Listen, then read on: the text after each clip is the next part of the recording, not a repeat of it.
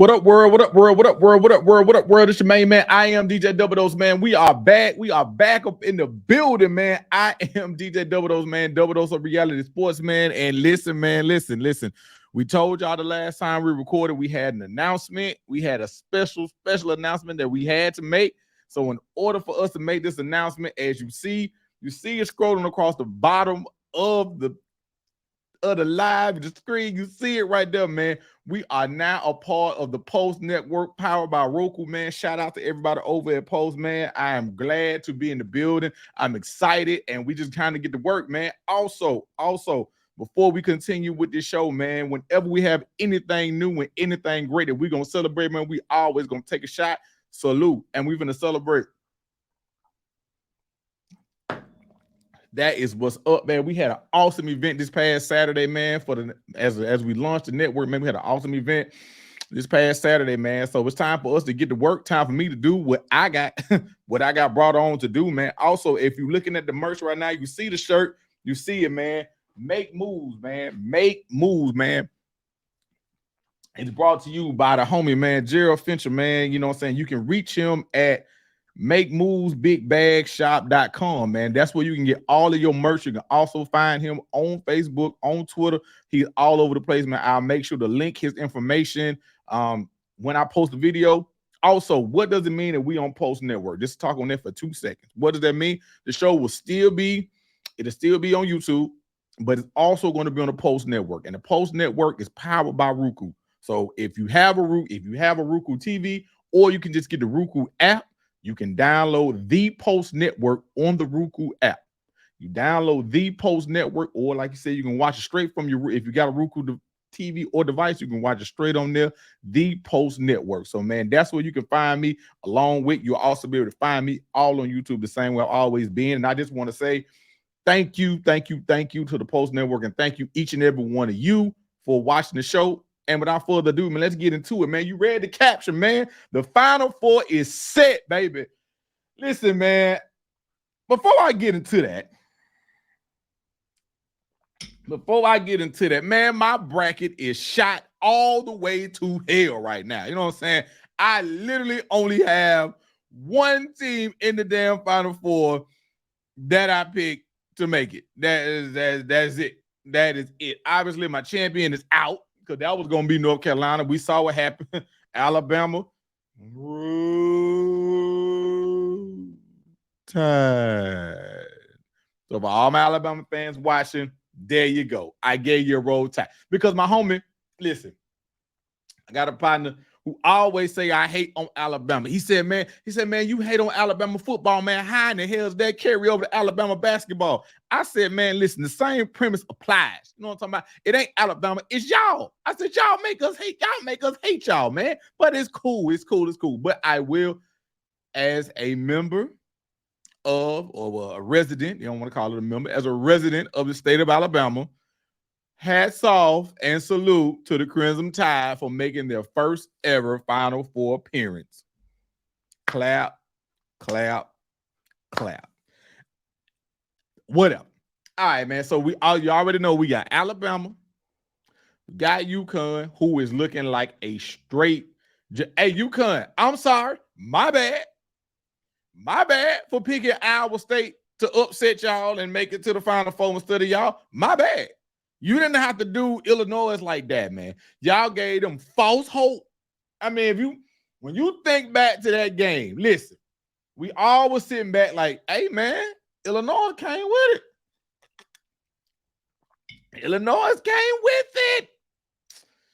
It was tied at one point. In that ball game, all for it to go to shit with a 30-0 run. UConn politely let us know who is the big dog. Everybody pretty much said it was their tournament to lose. And as we have continued on through the tournament, UConn has proven to me and the rest of the damn world, hey, the hell with that. We can't go back to back, brother. We is going back to back, and that is the way that they are looking. But Alabama stands in the way. Listen, nobody predicted Alabama.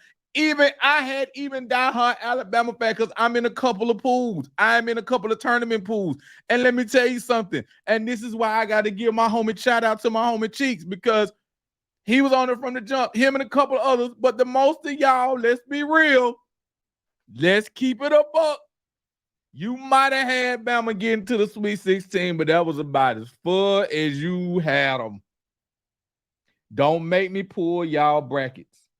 That's all I'm going to say. I'm going to let y'all live. But don't let me pull your brackets, because you and I both know the majority of y'all had them going out in the Sweet 16. But hats off to Alabama. They march on, and guess who they get to face? Listen, we can hate on Alabama all we want.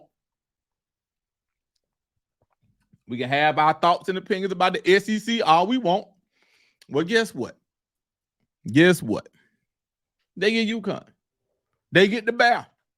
If they go to Phoenix and take care of UConn, listen, I don't really think it's going to be much anybody else can say about their SEC basketball or about Alabama. Hey, man, hats off to Nate Oates, man. He's come in. He's done. I know my Auburn fans. I know I'm giving Bama too much love, but at the end of the day, hey, man, we got, look, on this show, if we going to hate on somebody, we got to be an equal opportunity employee. If we going to hate on somebody, when they do good, we got to give them credit. When they do good, we got to give them credit. We're going to say that one last time. If they do good, we got to give them credit. And that is what it is. You know what I'm talking about? So they get UConn. In the next matchup, we got Purdue. How many people had Purdue in their Final Four? Some might, because Purdue has been balling. I mean, they have been balling. You know, they came in as one of they were the number 3 overall seeding when they did the seeding. I mean, they were what they were. You know, they were number, you know, how it goes when they rank the top four ones or whatever the case may be. And they have shown that, hey, they can handle it. They can handle it. So, but if you are Purdue, you are 1 seed from your region. Look who you get, though. You get them boys from NC State. As one of my partners called him, you get T Grizzly Jr. And if y'all don't know who I'm talking about, y'all already know, man. Y'all already know, man. DJ Burns, bro. Hey, listen, y'all, listen. Since we on the network, we got notes. That's right, boss man. We got notes. But anyway, DJ Burns, man, dude is a beast, man. And if you have watched NC State, let me run it down, because I wanted to make sure that I read this off, because a lot of people, because a lot of y'all don't pay attention to ACC basketball like that. Some do, some don't. It is what it is. But in order for them to get there, let's put in perspective. I want to say the last month, give or take, we can say their last 3-4 weeks straight. Let's put in perspective what NC State has done in order to get here, because throughout the ACC championship game, you heard the announcer say it time and time again. They continue to say that if NC State didn't beat North Carolina in the ACC tournament game, they were not going to even make the big dance. They weren't even going to make the tournament. Like, they had to beat North Carolina in the ACC tournament in order for them to even punch their ticket. Now, in order, before they even got to North Carolina, let's look at what they did before they even faced North Carolina. Run them. Not only did they beat North Carolina, they also beat Duke. They also beat Virginia. Okay? And they beat North Carolina. So that was in the ACC tournament. Now you fast forward them on into the big dance, because they're an 11 seed. Let's not get it twisted. They are an 11 seed. Let's not get it twisted. They beat Texas Tech, who was number 6. They beat Oakland. They beat the number 2 seed Marquette. And they had to beat Duke again. If you count people, These folks don't won, I want to say all told, between all the games in the ACC tournament plus the 4 games in the NCAA tournament, all told, they have won, if I'm not mistaken, about 9 or 10 games straight. You want to talk about gaining momentum and being hot at the right goddamn time? This is the perfect example of that. Like it doesn't get a better example than this, than being hot at the right goddamn time, man. So hats off to NC State, man. They actually get to face Purdue. I'm sure if you're NC State, looking at the way the tournament has played itself out, I mean, out of the teams that's in there, I'm pretty sure they may be fairly happy that they're facing Purdue. That kind of style that Purdue plays kind of fits NC State. I could be wrong. Somebody could push back and argue, but I really think that game is going to be it's going to be really competitive. I mean, I'm not saying the UConn Alabama game won't be competitive, but I think that this Purdue and NC State game, it has overtime potential. It does. It has overtime potential, and it's going to come down to the wire, man. So your men's Final Four, again, let's repeat it. You got UConn, Alabama, Purdue, and NC State, man. Hey, man, hats off to all the teams that made it, man. We all know the tournament is very, very, very unpredictable. And the same way, I had a lot of people, just to talk on the North Carolina-Bama game just for a split second before we move on, had a lot of people say, man, you know what I'm saying, man, we beat North Carolina. And I remember saying prior to the game, I said, hey, listen, a lot of people like, man, they ain't giving Bama a chance to get North Carolina. I said, why not? I mean, for all we heard was they didn't play defense. They got in that GCU game.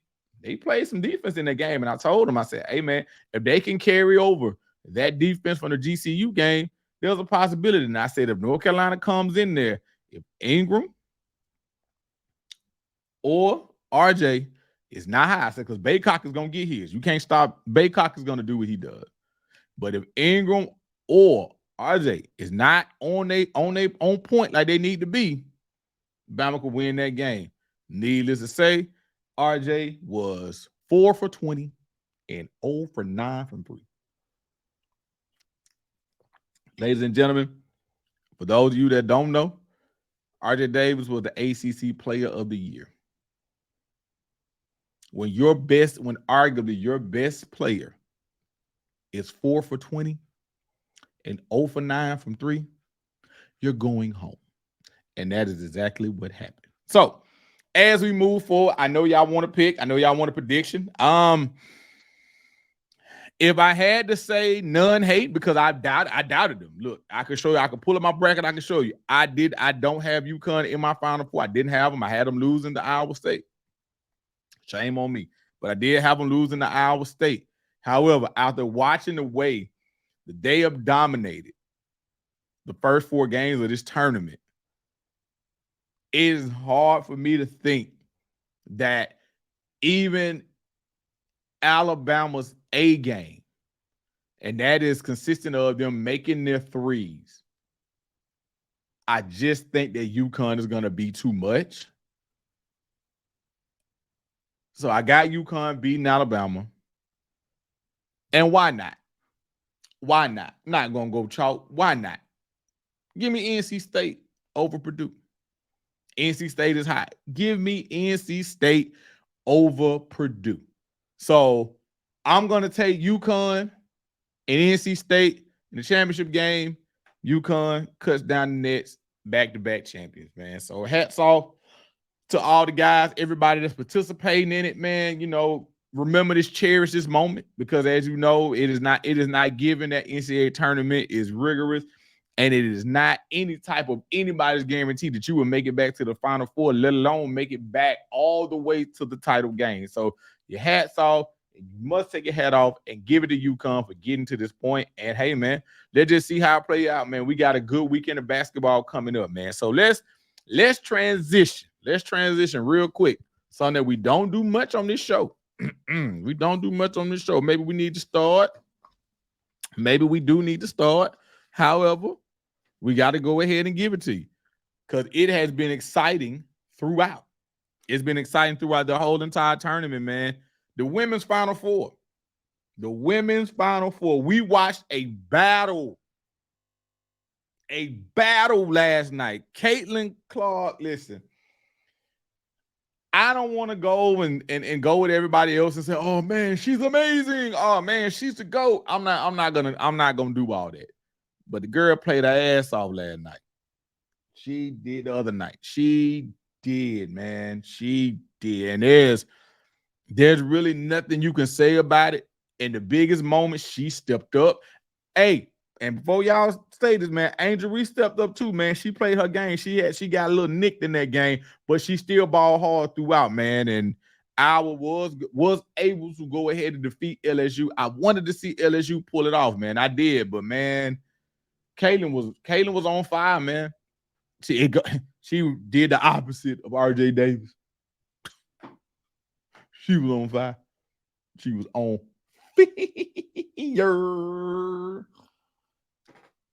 She most definitely was, man. So now the women's Final Four is set.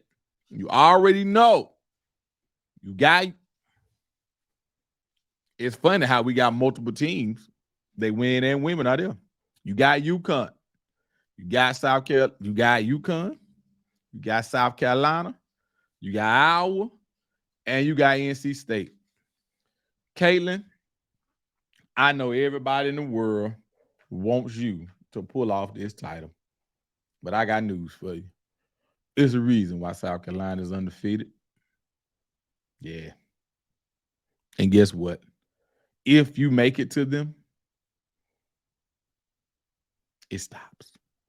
You'll probably get yours. Y'all ain't beating South Carolina. Can't see it. What my man Rob Hawkins said, no way, no how. Truth is, I just don't see it, man. I don't see Dawn allowing you. I think that you have to develop one or two strategies when it comes to Caitlin Clark. I'm not a coach, but you have to develop one or two strategies. Either you develop a strategy of, number one, she can't score 100 points. Stop everybody else around her. That's one strategy. It's been proven. Now, Caitlin is a bad girl, as you saw. She can make it rain. That strategy might not be the best. Or you can develop the other strategy. Take her completely away and force her to get that ball up every time down the court. And you force her to pass the ball. You make her have to do it. You make it to where it's so obvious, like that is our game plan. That is what we're going to do. And you make it to where her other teammates have to step up and have to beat you. That is what you do. They are similar, but the techniques about getting them is different. It's two different ways you can go about doing it. But they all revolve around, in order for us to lose this game, somebody else on this team got to step up and got to beat us. It ain't going to be her one way or the other. However we adopt a strategy, that's what it has to be. So for me personally, I don't think they get past South Carolina. If they face South Carolina, I got South Carolina cutting down the nets, and that's pretty much what I got with that. So the women's tournament has been very, very, very, very exciting. I think one of the announcements was like, for those of you who haven't tuned in to us a lot of times before, they was breaking down some different little rules and stuff that's different in the women's game from the guys. So hats off, man. You know what I'm saying? I love watching basketball, man, whether it's being played by the women's college, WNBA, NBA, men's. It don't matter, man. Basketball is a universal sport, and you can watch it and you can enjoy it. So hats off to everybody from the men and the women who have made it to the Final Four. And hey, man, salute. May the best person win. I told you, I got UConn cutting down the nets for the men. I got South Carolina cutting down the nets for the women's, man. So that's what we are with the Final Four is set in March Madness. Now, we're going to get into a little bit way too early. We're going to go conference to conference with this. So we might as well start. You see it? In case y'all don't know, because we're on the Post Network. So, you know what I'm saying? We got some new viewers. That loyalty don't change.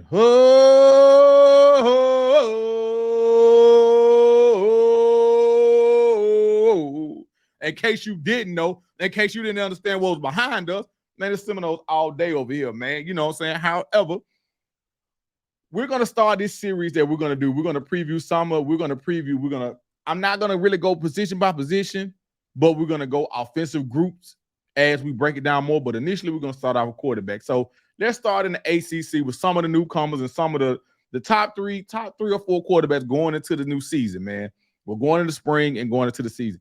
Listen, there's been a lot of movement going on in the ACC. You got some new faces. You got some familiar faces, but you got a lot of new faces. And let's start at the top. That's right.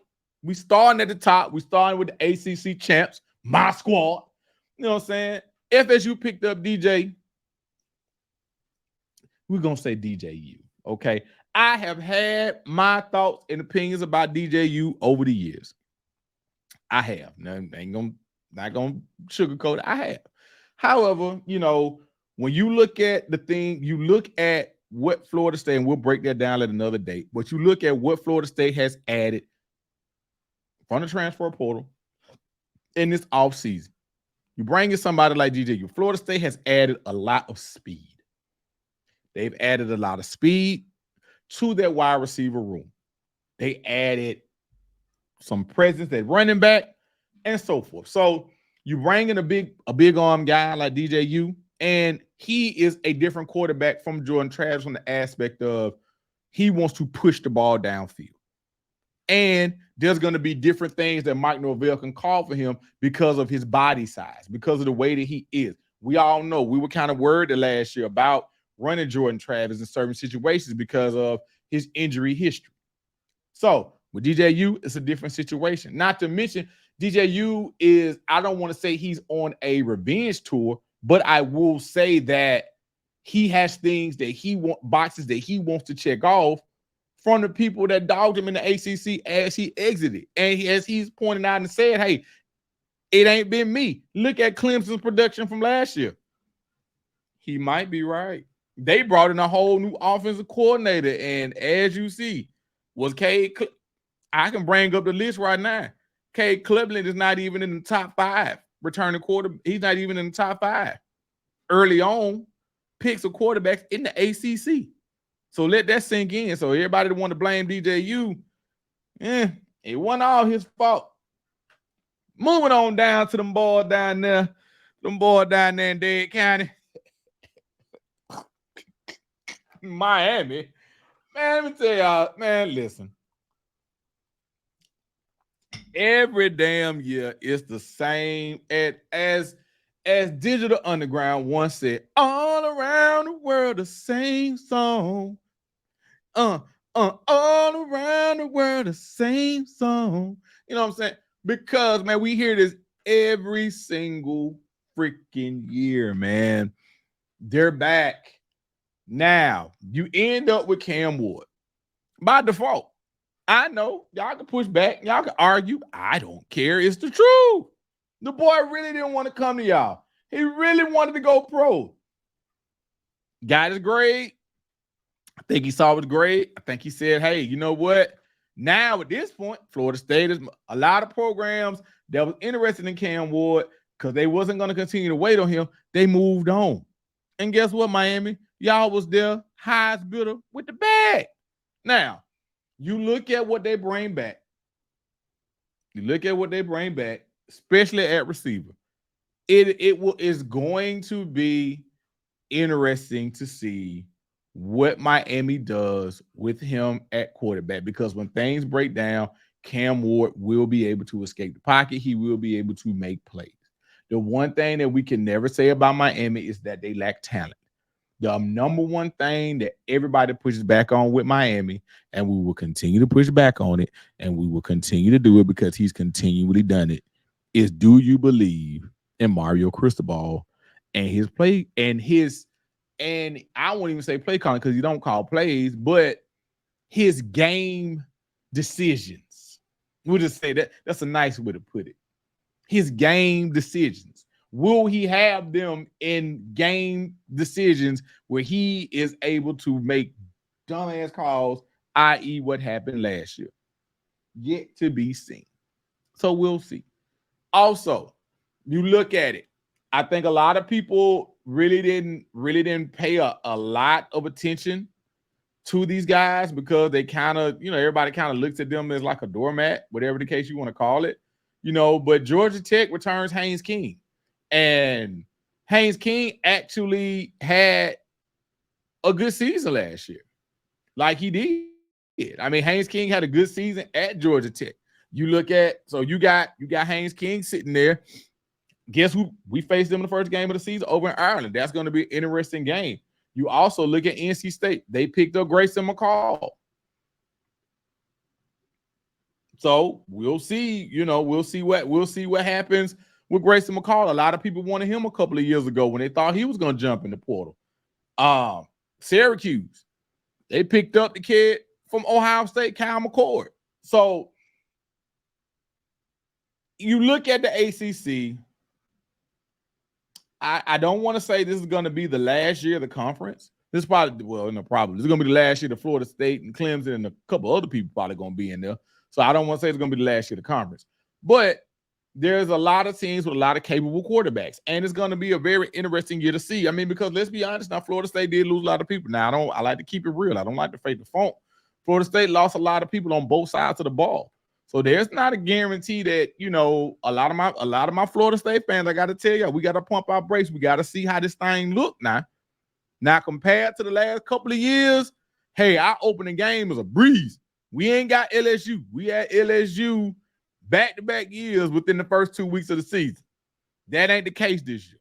So, with that being said, we'll see. Stay positive. But that's my small preview of the returning quarterbacks in the ACC. We're going to run this show just a little bit long because we got a couple more things we got to touch on, man. Bronny has announced that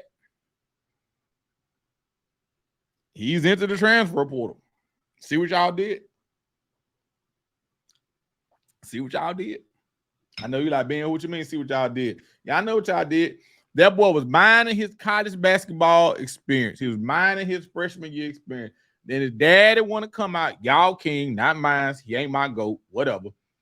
Y'all king, not mine. He ain't my GOAT. His daddy want to come out and say, oh, Bronny can help the Lakers right now. You saw how that went. Shit went south. The minute he said that, shit went south. That's when everybody started looking like, hey, man, this boy ain't averaging number 4 points a game. He ain't doing, you know what I'm saying? That's when everybody started, well, he just a freshman. Oh, he had cardiac. Now, look, all that going on while he was right there at USC in LA. Now, look, the boy ready to get the hell on. And it's probably going to do him some good because you know what? He should have went to Ohio State in the beginning. They are one of the teams that's been targeted that he's been linked to. We'll know. We'll see soon where he ends up. But should have went to Ohio State in the beginning. But Bronny has entered his name into the transfer portal. So you can take from that however you would like. And we will see. That is a ongoing developing story. So we'll definitely see how that plays itself out, man. So before we get up out of here, man, I just want to say again, man, make sure that you continue to tune in and watch, man. We are going to have some more and more. We're going to have more guests. It's possibly going to be some merch and a lot of other things that we got cooking, man, this offseason because it don't stop. We're going to keep it rocking and we're going to keep it going, man. So without further ado, man, I want to say thank each and every one of you once again for tuning in and continue to rock with me, man. We are right at about 280 subscribers on YouTube, man. So let's continue to tell a friend and let's push that number up. Let's get it to 300 and then we're going to get it to 5 on the road to 1K, man, subscribers on YouTube, man. Also, man, make sure you download the Post Network. It is on the Roku app, on your Roku TV, man. Make sure you download that, man. And before I go ahead and get out of here, man, you know how we do. We're going to end each and every show the same exact way, man. Live, laugh, and love, man. Live your life to the fullest. Love on the people that love you back and find you something to laugh at each and every day. And I'm out.